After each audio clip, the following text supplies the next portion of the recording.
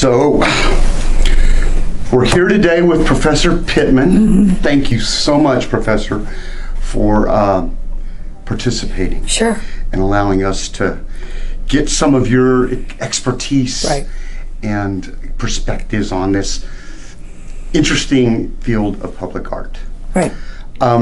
Would you just introduce yourself and what's your position? Okay.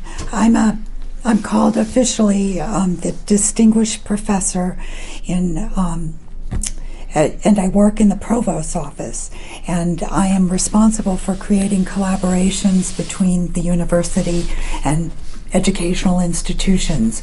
So specifically right now I'm working with the Perot Museum, the Dallas Museum on Conservation Science and Education. Perot Museum, we develop games that are going into the actual installations at the Perot Museum, and then I'm also working with UT Southwestern medical students, training them to how to look at works of art and develop their skills for diagnosing patients. So you have a lot of background in well, as the public former art. director of the Dallas Museum of Art and spending 40 years of my life in a museum field, yes, public art was a big part of it. Yes, and that's why we're very lucky to be getting your perspectives and some stories. Yeah. So, do you have any, can you tell us a little about your inspiration and purpose in create your life work in creating or curating public art? Well, I would honestly answer that it's not been my personal responsibility to curate public art. There are other types of curators that I've worked with and collaborated with, but I am not a curator of public art. What I did was sit on juries, help to select works of art when I was in different museums, such as the Seattle Art Museum, the great Jonathan Borofsky, Hammering Man, or a variety of other pieces that are in the museum collections that will be considered public art because they're out in the public and free.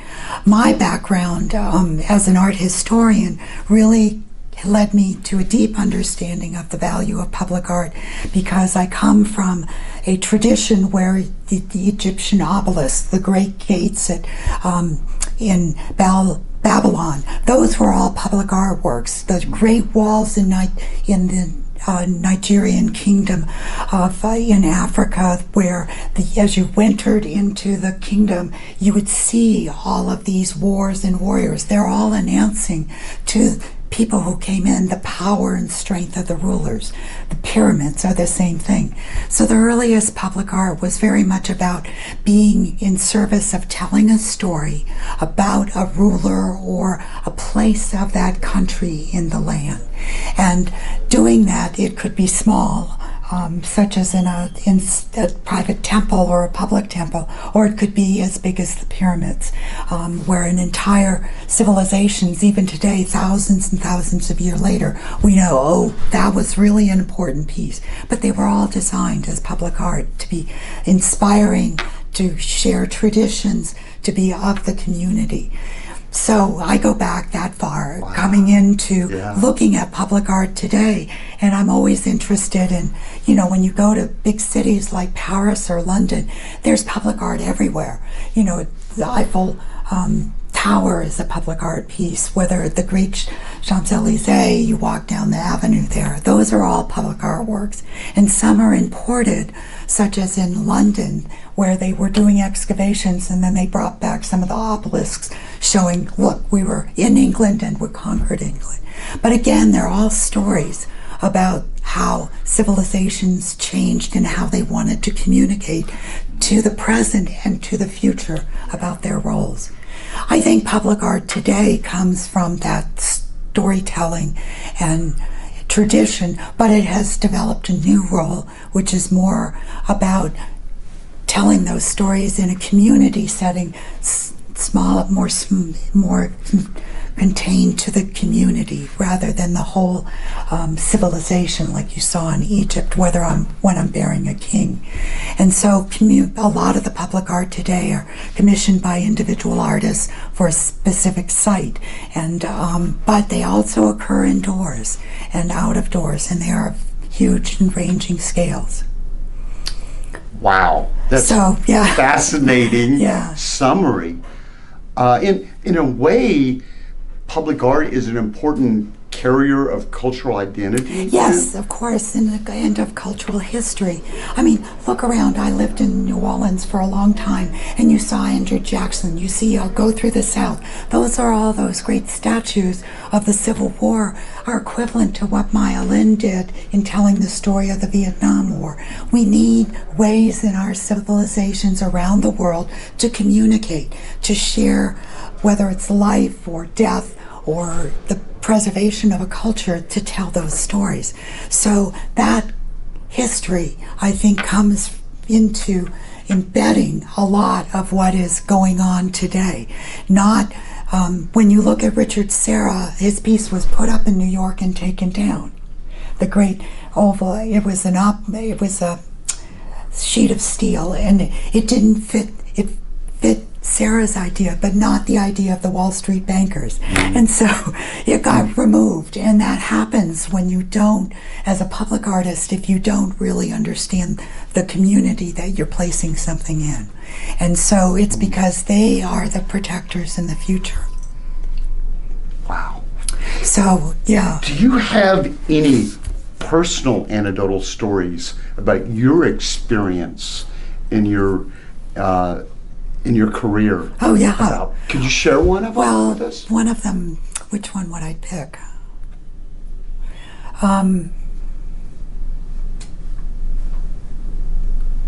I think one of the most interesting ones was when I was the director at the Dallas Museum of Art, and we had to pick a artist to design a sculpture that would be placed outside the museum.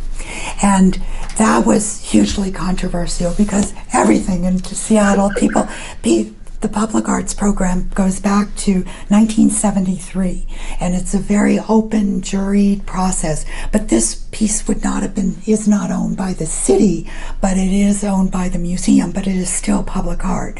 And so they wanted a big role in selecting what would be the icon for the museum. And the museum, we had to very carefully define that so that they wouldn't interfere with what our aesthetic principles were. So we went through the natural process of getting RFPs and requests for proposals from different artists, and ultimately selected a work by Jonathan Borofsky, the great hammering man, which is in black, and the architect had to also be involved, Venturi. So you had Venturi over here, my building is the most important thing. You had the city over here saying, our city is the most important thing. And then you had the museum trustees and curators saying, no, our point of view is the most important thing. And my job was mediating all of that.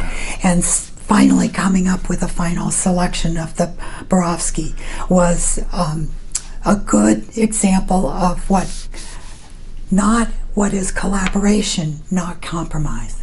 Because collaboration means that you hear and listen to all the goals and visions of other people, and together you can bring them together to share a new vision.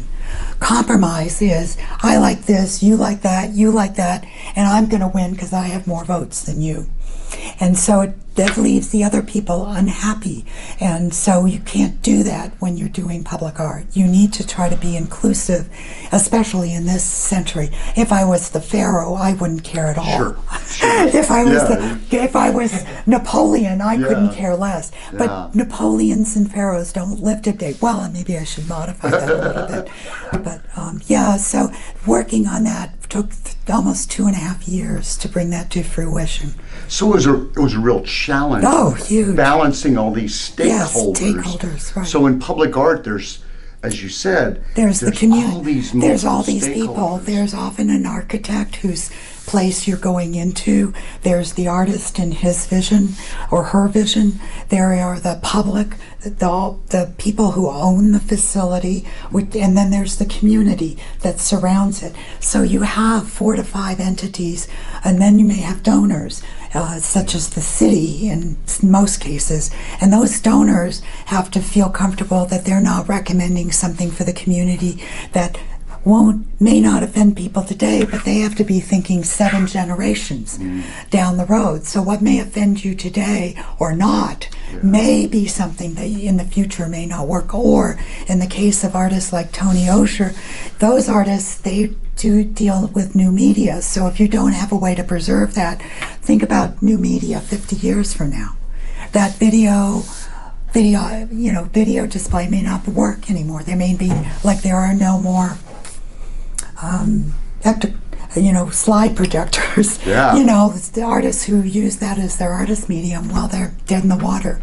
But the technology changes, but the art goes on. Yeah, the art goes on, and then you have this huge question, enormous question, which is exemplified in all over Europe, Venice being the most startling example, but every major city is, how do you preserve it? The climate change, the acid rain, all of that destroys public art. And so that's why Michelangelo in Florence was taken inside, and you have a replica of him outside. That's why in the great squares of Venice, you see some are replicas and some are originals, because they have to preserve, the bronze statues of the horses, no longer the original ones that came from Constantinople, can't be on view. They would have been completely ruined. So the same issue exists today. The Nasher Sculpture Garden is an example of how complicated that is. They have their own conservators. Many of the big cities like Seattle, Chicago, New York have teams that help preserve, recode. There's a huge set of issues around this. And people who are involved in public art, they don't think about it straight up. But if you're trained as a curator and a museum person, you automatically ask those questions, and you get them in the contract of the artist. And cities change. What happens if I created a work of art and then they want to build another building there? So how do you that's why your artist agreements are immensely important. Wow. Yeah, so it's not just I'm going to get a committee together and we're all going to agree. You have to think at multiple levels all the time. So multiple perspectives. Yeah, multiple really. Perspectives, right. Yeah. Yeah. So is that helpful to you guys? Unbelievable. Yeah. Is there anything else you would like to share with us? Well, I think that one of the things that I know we all responded to you saying, what's our time? Because I know we're okay. We're fine. Responded to the Wikipedia recommendation. Yeah. Don't ever do that again, guys. My bad. It was all, you sent fire up on all of us. I said, no, Rick and I will respond as we're used to this kind of thing. Public art is a very complicated process of convening, of listening, and creating. And the creating part is fundamental to all of it. I wish I could tell you that the creative genius of the artist can be the be-all and end-all, but it cannot, because the creative spark of the artist has to fit into a larger landscape. Only a few artists, James Turrell, who's doing his, the huge canyon, not canyon, but it's James Turrell did the piece that's now closed at the Nasher, but he's doing, I can't remember the title of it, this crater. It's a huge crater, and it's not open to the public yet, but he's figuring all these things out about time and light and where things are, and it is a work of art. Right now it's under construction. It has been under construction, I think, like 20 years. And that gets me to say many of the public art pieces in the history of the world didn't go up in one day. Didn't go up in one day. They were created over thousands of years, like the great cathedrals in Chartres and Notre Dame. Those are all public artworks. Architecture can be public art, and it should be part of your exploration. Parks can be part of public art. It's not just dropping something in situ, in place. It has to have a context and a rhythm, and the definitions are much broader than you think. And then there's the whole issue of public art being created for interior spaces, the great murals, the great murals not only in the 30s in the public arts projects, but if you go to Detroit, the original Diego Rivera mural was sited in public buildings. There were murals in the Rockefeller Center that ultimately Rockefeller covered up because he didn't like Rivera's work anymore. So there's a huge range of material, but sometimes this is an example of where politics change and the imagery changes, and those public works either are destroyed or they're moved to another location, like a museum in the Detroit Institute of Art. And that tradition of interior and exterior is an important part of what public art is about. And also, I think the relationship between the experiencer experiencing public art and physicality, but now with technology, we can experience this virtually, digitally. And that's interesting, I think, the relationship. And would you care to comment on that? Well, I think that the digital world is a very different one than we've seen ever before. And things are changing so quickly, we hardly know how to keep up. At least I hardly know how to keep up with it. Yeah. And I say that because you can now create wonderful digital platforms, whether it's your iPad or your iPhone, that help with the interpretation of the work of art, tell you that I'm here, and here's the artist's point of view, here's the curator's point of view, here's the community's point of view, and that can all be hand carried. And that wasn't possible years ago. You just put a plaque down and said, basically go to the museum or the library to learn more, because you only had so much space, and if it was installed outside. Today you can make that amplification of ideas and content and imagery so much richer. And the other thing you can do, which you cannot do without your equipment, is do 360 degrees. If I show you public art in a textbook, I'm holding up a two-dimensional image. And now through the web, you can actually walk around, you can see these things as if they're almost in your landscape, but not really. I think that's a huge advancement. I mean, Google Museums takes you into museums, and you can actually walk around the museums. And I think that moving forward into the future, we're going to see a rich expansion of these resources. The huge problem is that these cities are underfunded. They're going to be underfunded even more. And private philanthropy only pays for a small portion of this. And museums simply don't have the resources because they have their collections that are their primary focus.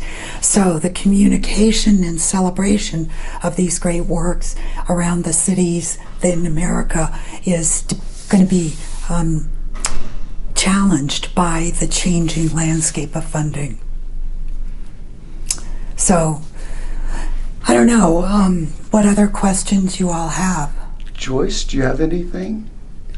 Do you like to ask Professor Pitman?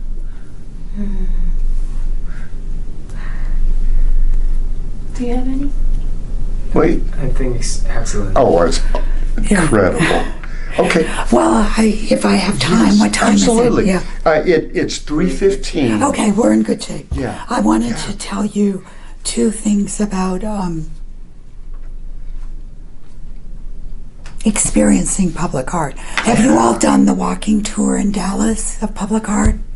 Not yet. Well, okay, you can't go any further than in your research until you do this. All my stupid doors are locked.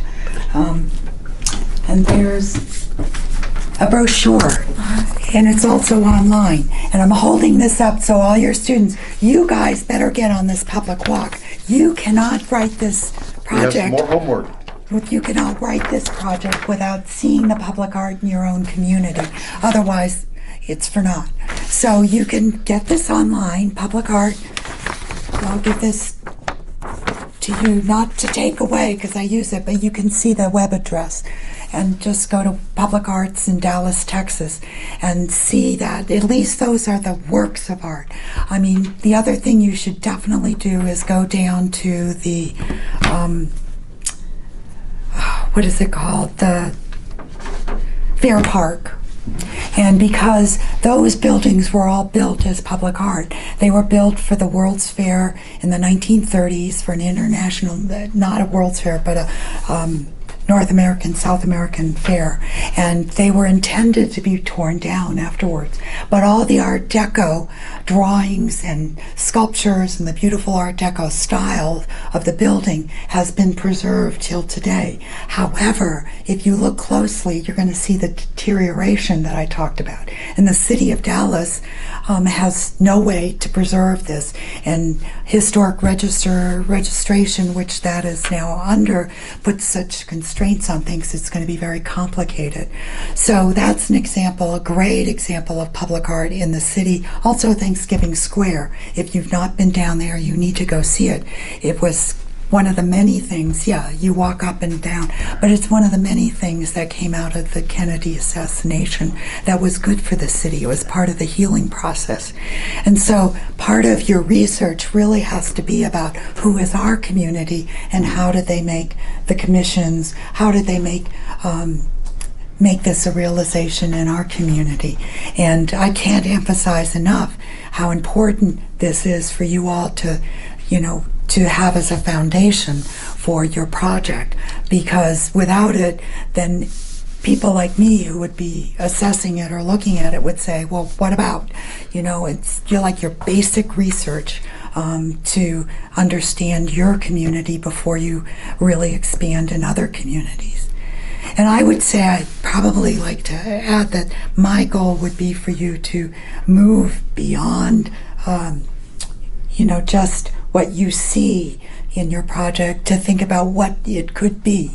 What is the future of public art? Some of the people you have on your list will be better at talking about that, John, and some of the artists will be better at giving you their perspectives. Some artists do not take public commissions. They refuse them. They won't touch them. And that has a lot to do with their process and their integrity, whereas other artists really thrive on them and love that community engagement and love that process. And some artists who are public artists, you look at their work and you go, it's a bunch of houses that have been redone. How is this art? And the answer is it's art in the eyes of the beholder. So not everything has to be perfect or be quote unquote my art. It can be the art of the people. So the mural drawings, the great mural paintings all over the world, all the way back to, Egyptian Pompeii, we even have those murals here. Those great murals that used to be done in mosaic and glass today are done with spray paint. Those are all part of the public art, public consumption. And there's some great areas, as you know, in Dallas where those are. And again, getting down there and talking to some of the community will be important to you. Just one more question. Yes, sure. I went to the library to learn more about public art. Yeah. Do you have any recommendation of when we are learning about public art? Is there any book we could look up to? I don't know the answer to that, but I certainly think you should get a good art history book. Okay. Check one of those basic art history books out, because that will give you some of the context that I'm talking about. Mm-hmm. And the great museums like the Louvre and other, that was commissioned by a king to be built basically as his palace for art, but that it became the art for the people, just the way in Florence did. So that transition is an interesting one, but I'm sorry that I don't have a specific one. One of the people that may be able to answer that for you is Rick Battelle, and you might send him that as a specific question in advance, because he is, unlike me, a voracious reader. I'm a voracious, we both experience, that's what we love to do.